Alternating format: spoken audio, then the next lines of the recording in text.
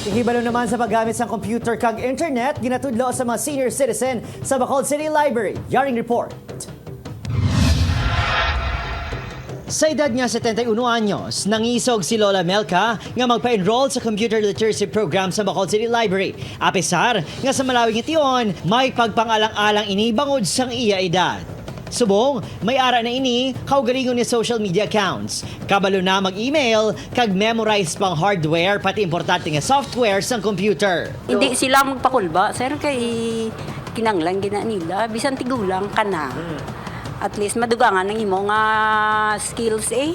Ang makaangay niyang prioridad sa City Library nga matipon kag mapaidalom sa computer literacy program. Sa sulod sang 3 ka semana tubtob isa ka bulan, dibdiban ang klase halin Lunes tubtob Biyernes nga nagalawig sang kapin 4 ka oras kada sesyon.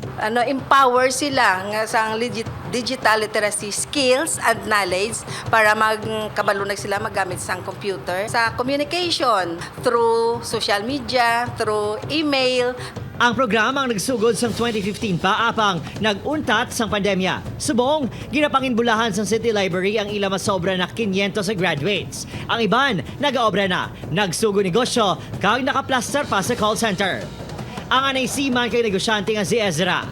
Nagahinulsol bangod ulihin na natukiban ang libre nga programa nga sa karon nagpasangkad sang ihibalo sa computer. Tani, kung kabalon ako dugay na ako tayo nakaobra sa computer kay may isa ko kakilala na nagpa-apply ako sa opisina kaso 50 way mo ko na mga sa computer. Sa ulihi, pagpanghangkat sang grupo sa makaangay nila nga may pigado nga ihibalo sa cyber highway nga mga isog kag mangayo tabang. Ini ang maayo nga pundasyon agon mapasangkad ang ihibalo kag hindi pa matuntuhan. Gusto man ang maningin knowledgeable, literate sa tungod sa bagong-subong nga mga modern mode of technology which is digital, computer. So kasi una wala niya mo sang time namon ti subong dako gidamon nga na pasalamat sa City Library nga may project nga amo sini program para sa amon nga mga edad.